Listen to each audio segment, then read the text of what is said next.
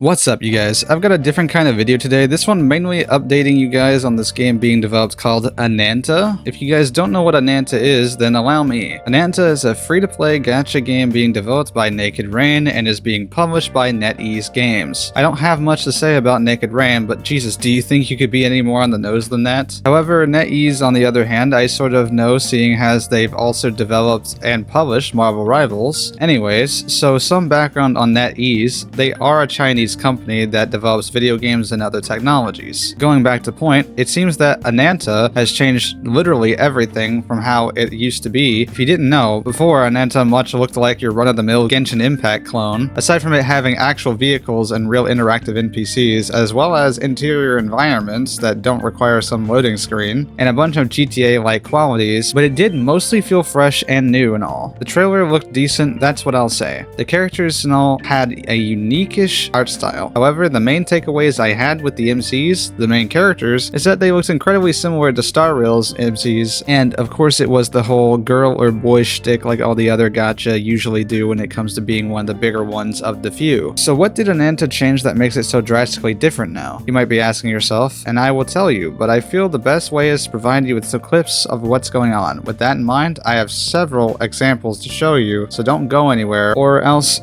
who knows what might happen to your mailbox later today.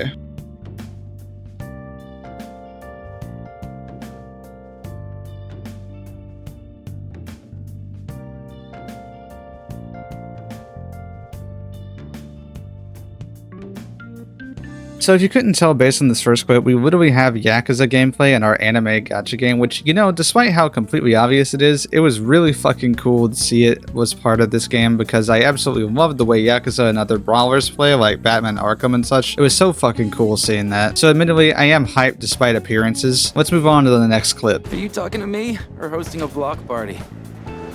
I found him 6th floor, middle room facing south. We're literally fucking Spider-Man web swinging around like a fucking idiot. And it's fucking cool. I mean, look at this scene where you swoop down and annihilate a dude or two. That shit is straight up next level. Now, I'm aware how blatantly copied this is, and no, I'm not necessarily happy with that, but I do think this at least shows off how much is being done, and I'm looking forward to it. Roll next clip.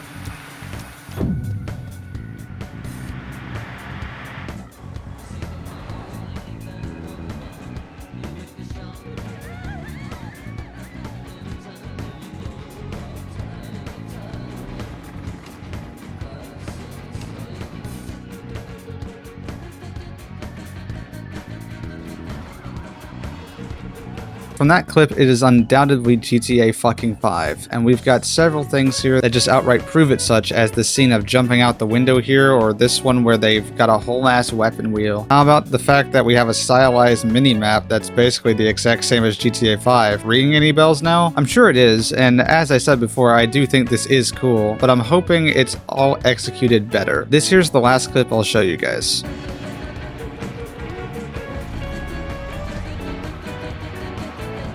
Yo, did you see that? Literally Watch Dogs in my fucking anime gacha game. That shit legit goes hard. But yeah, so moving on. The thing I'm not so happy with here is how much unoriginality was shown in this trailer, but it does look all cool gameplay wise, and that is cool. Another couple of things they've changed is the art style, and even the main character, if you couldn't tell. Bro looks entirely fucking different, and not only that, but it seems like the inclusion of the female MC has just been completely removed, which to be honest, I'm not even against, considering I think gachas don't need two main characters. Kinda ruins immersion.